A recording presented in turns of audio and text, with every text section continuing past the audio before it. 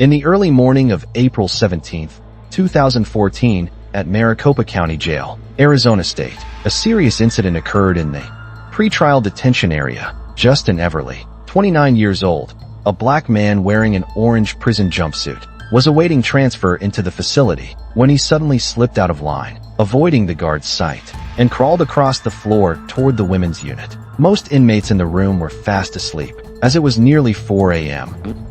Justin quietly approached a female inmate, sleeping on the floor, and suddenly attacked her. Due to the area's poor visibility, the guards in the lobby noticed nothing unusual. However, a nearby female inmate was still awake and witnessed the wrongdoing.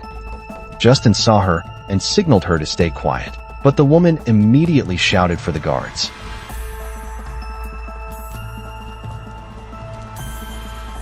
Upon receiving the alert, multiple officers rushed in, restrained and handcuffed Justin on the spot. When apprehended, he calmly pulled up his pants, pretending as if nothing had happened. The video from the surveillance camera was later shared online, sparking public outrage. What shocked the public most was how such an incident could happen in a jail with such tight security. A spokesperson from Maricopa County Police stated, "This was the first time they had witnessed such an incident and promised to upgrade the facility, add more surveillance equipment, and improve layout design to prevent similar unfortunate events in the future." At the subsequent trial, Justin admitted he intended to commit sexual assault.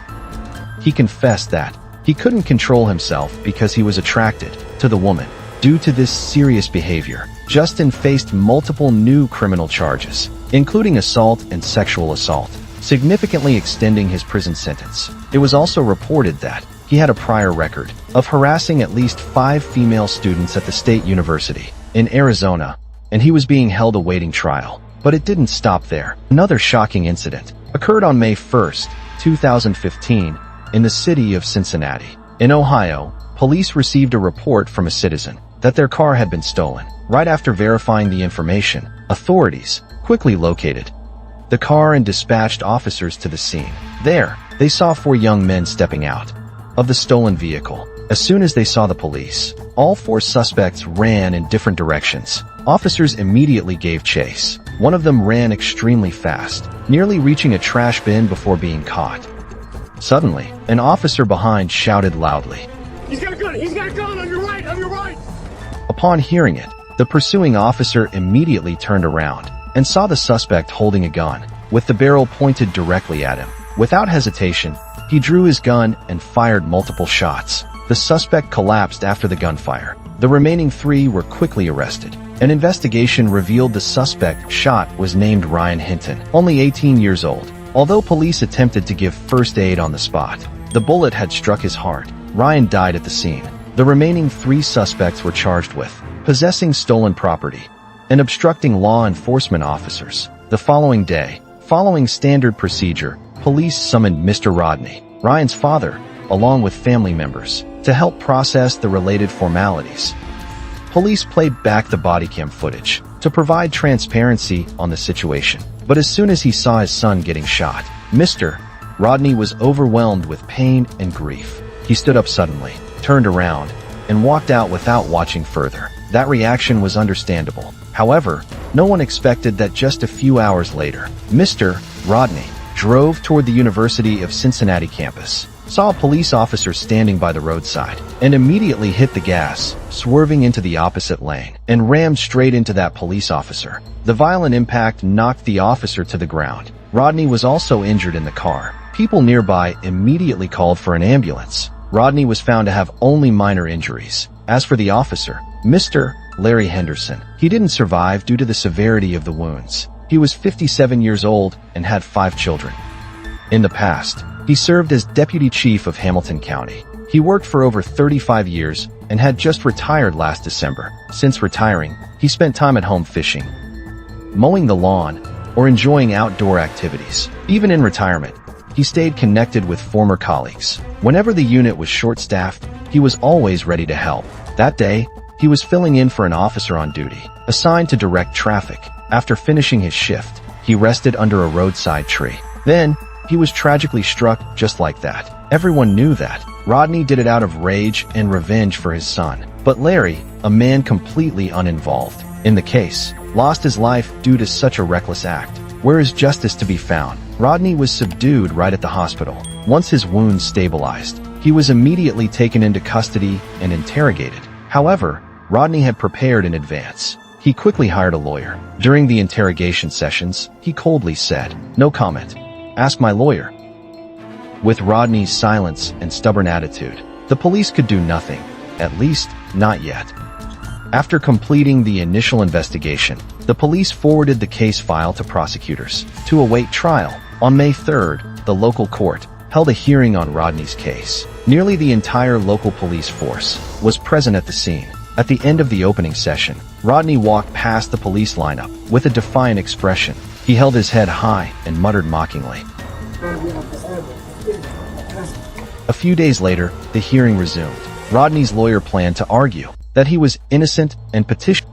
However, just before the hearing began, Rodney's younger brother suddenly slammed his hand against the courtroom glass. What he said was unclear, but Rodney turned around with a furious expression. The incident upset the officers present. They immediately surrounded Rodney's brother. Rodney's family and friends also moved forward, creating a tense atmosphere that nearly turned into conflict. The hearing had to be temporarily suspended until order was restored. When the trial resumed, Rodney's lawyer unexpectedly admitted that his client's actions were intentional, done solely for revenge over his son.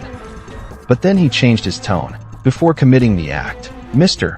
Rodney had watched the video of his son being shot dead, which caused severe psychological trauma and mental instability. At the moment of ramming the officer, he had lost control of his behavior and lacked criminal responsibility.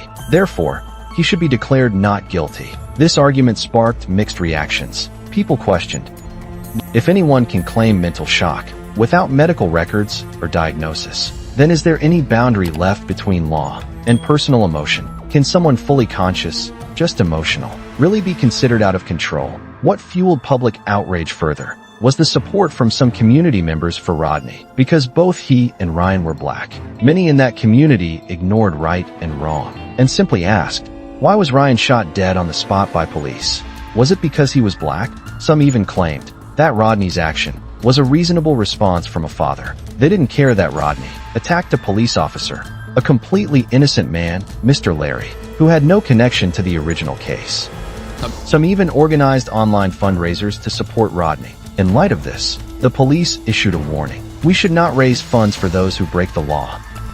In particular, a group called the Local Black Panther Party organized protests in support of Rodney. This group originated in the 1960s, known for its radical revolutionary ideology. They represent a portion of black Americans opposed to the U.S. government. They named themselves Black Panther, the same name as the comic character in Marvel Comics, who first appeared in 1966. Though the original organization dissolved in the 1980s, many smaller groups carried on its ideology under the same name. To reassure the public, the police released the full body camera footage. The video clearly showed the officer fired when suspect Ryan emerged from between two trash bins, holding a gun in a threatening posture. It was a critical situation, and the officer had to make a split-second decision to protect himself and others around.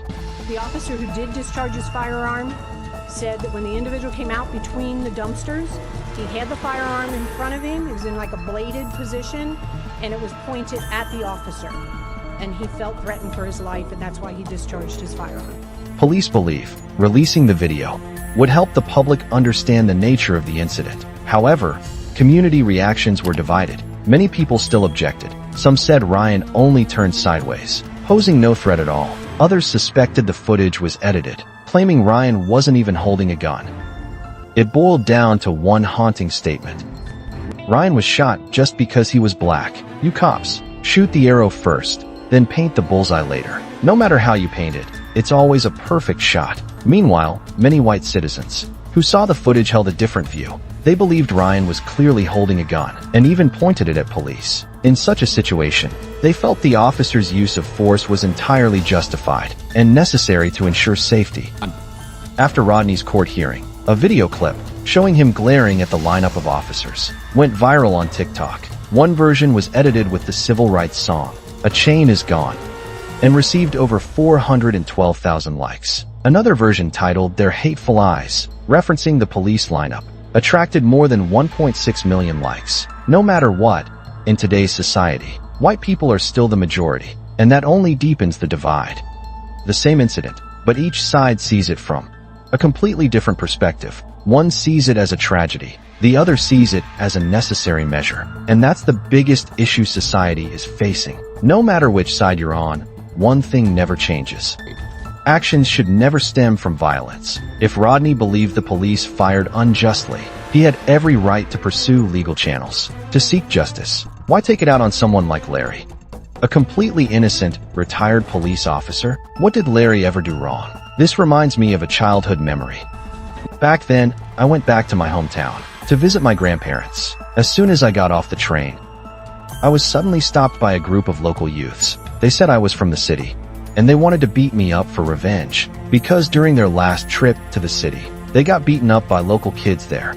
Think about it. What did that have to do with me? I didn't hit them, but they didn't care to listen. They grabbed my hair and started beating me up. All I could do was cover my head and endure the beating in absolute terror. That assault haunted me for a long time. I even developed mild anxiety and couldn't walk that street alone for years.